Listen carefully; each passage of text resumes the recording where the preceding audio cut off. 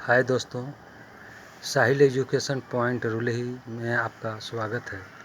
आज हम लोग बात करते हैं कि संख्या पद्धति के बारे में।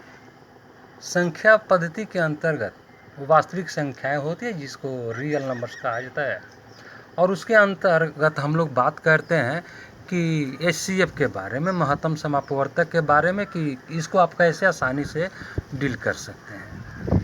तो हम लोग देखते हैं कि इसका मौसा कैसे निकालें। तो 510 को हम लोग डिवाइड करते हैं, 510 को डिवाइड करते हैं तो 510 में 2 से भाग लग जाएगा। तो 510 में जब हम 2 से भाग देते हैं तो हमारे पास कितना होगा? 2 दूना 4, 1 1 और 0, फिर 5 दूना 10। अब शेष हमारे नीचे आ गया 10, फिर 2 पचे 10, ये पूरा डिवाइड हो गया। तो इस प्रकार हम लोग देखते हैं कि जब 510 में 2 से भाग दिए तो हमारा भागफल हुआ 255, जिसे हम लोग यहाँ पर लिख लेते हैं। अब फिर देखते हैं कि 255 में 2 से भाग लगता है या नहीं। तो हम लोग देखते हैं कि अंतिम अंक विषम संख्या है, जबकि 2 सम संख्या होती है, उससे भाग नहीं लगेगा। तो हम लोग भाग देंगे अब 5 से। 5 से जब भाग देते हैं 255 में, 255 में 5 से भाग देते हैं तो ये होगा 5 पचे 25, ये तो डिवाइड हो गया।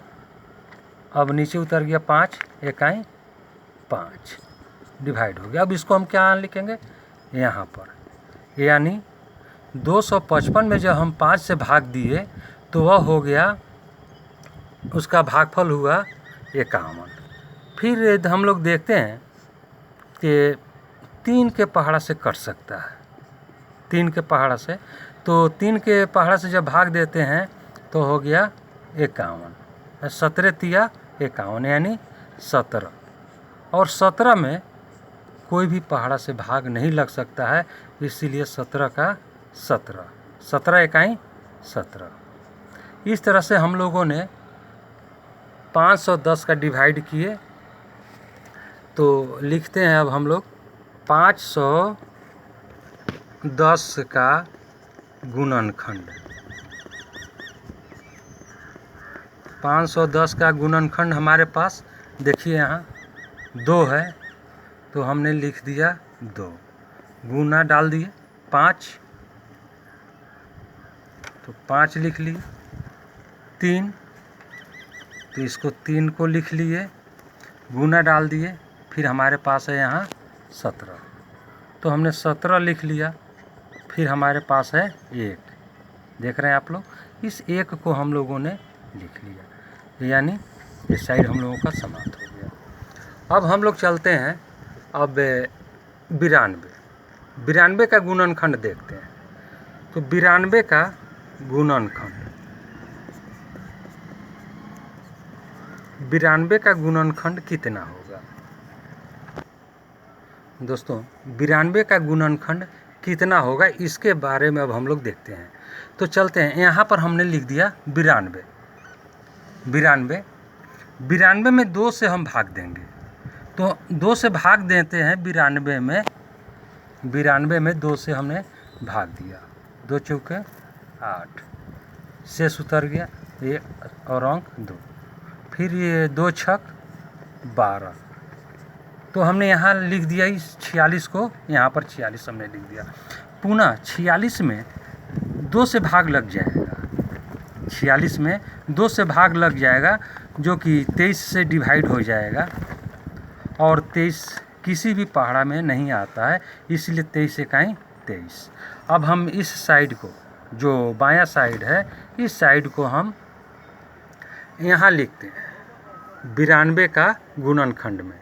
तो हमारे पास है 2, गुना, फिर यहाँ का 2, फिर गुना 23, फिर गुना लास्ट में हमारे पास 1 बचा है, वह 1। अब हम लोग 510 और 92 का उभयनिष्ठ देखते हैं। 92 में उभयनिष्ठ,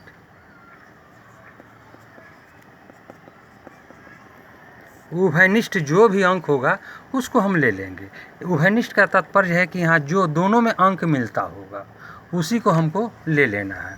तो इसमें कौन कौन मिल रहा है? 2 मिल रहा है, यहाँ भी 2 मिल रहा है, इसीलिए इसमें से हमने 1 2 को लिख लिया। पुनः देखते हैं कि 5 है, यहाँ 5 नहीं है, 3 है, इसमें 3 नहीं है, 17 है, इसमें 17 नहीं है, 1 है और यहाँ पर भी 1 है, इस 1 को हमने ले लिया। अब यहाँ गुना कर देंगे, 2 इकाई 2, अर्थात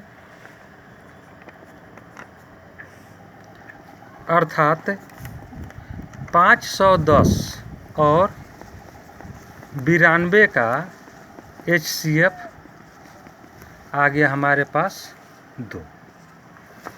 यही हम लोग का आंसर है। दोस्तों, हमारे चैनल को सब्सक्राइब करें और कमेंट्स भी दें कि यह वीडियो आपको कैसा लगा। जय हिंद।